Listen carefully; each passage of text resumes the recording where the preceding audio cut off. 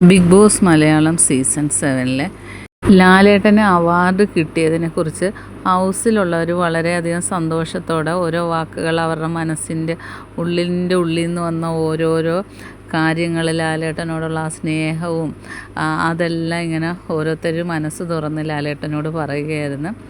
അപ്പം അനീഷിൻ്റെ ഊഴെത്തിയപ്പോൾ അനീഷ് വന്ന്, ലാലേട്ടാ, എനിക്ക് ലാലേട്ടനെ കണ്ടു കഴിഞ്ഞപ്പം എന്തോ സ്വർഗത്തിൽ കിട്ടിയ ഒരു ഇതായിരുന്നു, സ്വർഗത്തിൽ നിൽക്കുന്ന പോലെ തോന്നി.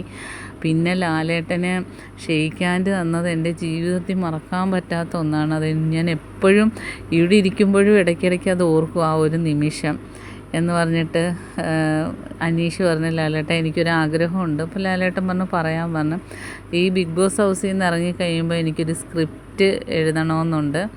ലാലേട്ടൻ അതിന് എനിക്കൊരു ഡേറ്റ് തരുമോ എന്ന് ചോദിക്കുന്നു.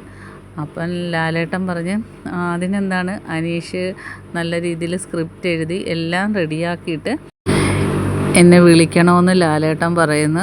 അനീഷിന് ആ ഒരു നിമിഷം ഒരു വല്ലാത്ത സന്തോഷവും, അനീഷ് ആകെ അങ്ങ് ഇതായിപ്പോയി. ഹൗസിലുള്ളവരെല്ലാവരും ഞെട്ടിപ്പോയി. അനീഷിൻ്റെ ആ ഒരു ആഗ്രഹം കേട്ടിട്ട് എല്ലാവരും കൈയടിച്ച് അനീഷിനെ അഭിനന്ദിച്ച് ഒരുപാട്. ആ ഹൗസിലുള്ളവർ മണ്ടനെന്നും പൊട്ടനെന്നും ഒക്കെ വിളിച്ചവർ വരെ ഞെട്ടിപ്പോയി. എല്ലാവരും കൈയടിച്ച് വളരെ സന്തോഷമായിരുന്നു. ബാക്കി അപ്ഡേറ്റുമായിട്ട് വീണ്ടും കാണാം.